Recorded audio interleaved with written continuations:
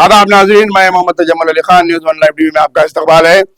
جس طرح سے ماہ رمضان کا مہینہ مبارک شروع ہو چکا ہے اور آخری دہا باقی ہے، اور جتنا زکوٰۃ اور خیرات اور جو صدقات فطرات جو نکلتے ہیں، اس تعلق سے نیوز ون ٹی وی کی جانب سے آپ کو ایک اطلاع دی جانے جا رہی ہے کہ ہم یہ بتانا چاہ رہے ہیں کہ شہر کے اندر بڑے پیمانے پر دیگر ریاستوں کے ٹولی مافیا یا پھر مدارس کے جو ہے ذمہ داران اور بھیک مانگنے والے لوگ، فقراء، مسکین کے نام پر شہر کے اندر داخل ہو چکے ہیں۔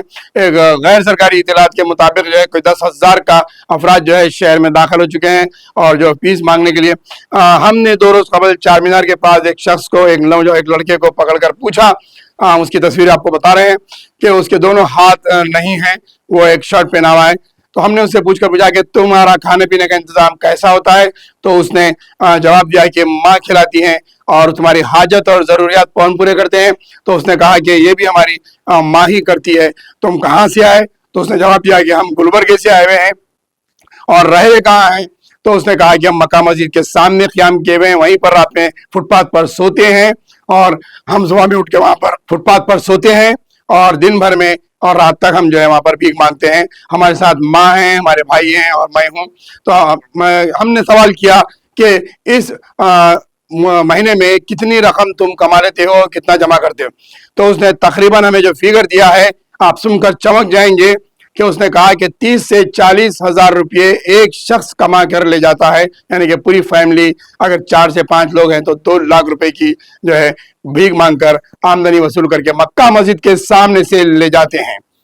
اور اس پر ہم پوچھے کہ کھانا پینا رہنا کہاں پر ہے؟ تو اس نے کہا کہ ہم قریب سے بریانی وغیرہ منگا کر کھا لیتے ہیں اور جیتے ہیں۔ لیکن یہاں پر چونکنے والی بات ہے، آپ کو جو ہے دھماکہ ہونے والی بات اور سن کر حیرت انگیز ہونے والی بات ہے، جب ہم نے اس کا نام پوچھا تو اس نے اپنا نام بتایا سدانند، یعنی کہ ایک غیر مسلم سدانند نام کا بچہ، غیر مسلم فیملی مکہ مسجد کے سامنے سوتی ہے اور آمدنی وصول کرتی ہے، کماتے ہیں 2 لاکھ روپے کے قریب، ایک شخص 30 سے 40 ہزار روپے کماتا ہے، اور یہ جو ہے گلبرگہ کرناٹک وغیرہ سے آئے ہوئے ہیں۔ تو یہاں پر سوال ہمارے چینل کی جانب سے یہ رکھا جا رہا ہے کہ جہاں مہاراشٹر، ناگپور، اتر پردیش، بہار، مدھیہ پردیش، راجستھان اور جھارکھنڈ، منی پور جیسے علاقوں کے اندر اور مسلم مہم چلائی جا رہی ہے، خلاف مسلمانوں کی تجارت کے خلاف، مسلمانوں کو مارنے کے خلاف موب لنچنگ کی جا رہی ہے، اور راجہ سنگھ کے اشتعال انگیز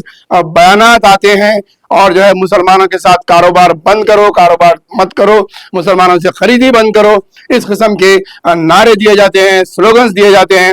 جہاں کنڈ کا میلہ ہوتا ہے، جہاں دسہرے کے معاملہ آتا ہے، تو نارتھ شمال میں ہندوستان کے اندر مسلمانوں کو دکانیں لگانے کی اجازت نہیں دی جاتی، تجارت نہیں کرنے کی اجازت دی جاتی، اور ان کا بائیکاٹ کیا جاتا ہے۔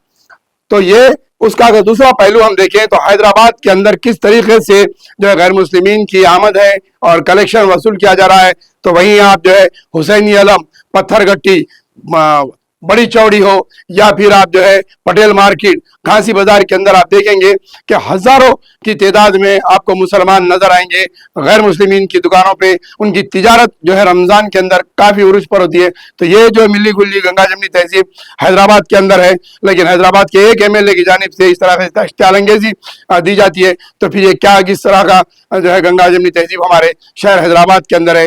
حیدرآباد کا مسلمان یہ نہیں دیکھتا کہ تمہاری پیشانی پر کیا لکھا ہے، تمہارا نام کیا ہے، وہ صرف خیرات کرنا جانتا ہے، صدقات دینا جاتا ہے، اور وہ جو ہے ایمانداری اور بھروسے کے ساتھ کسی بھی دکان سے وہ مال خریدتا ہے۔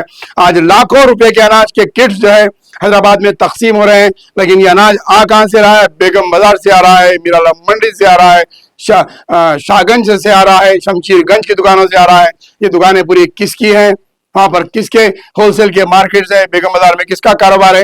لیکن اس بات پر ہمارے MLAs اور جو ہے جو مسلم دشمن نظریہ رکھنے والے قائدین اس بات کو نہیں دیکھتے کہ تجارت انسان کا شکل اور مذہب نام نہیں دیکھتی، وہ صرف بھروسہ اور مال اچھا ہونا یہ دیکھتی ہیں۔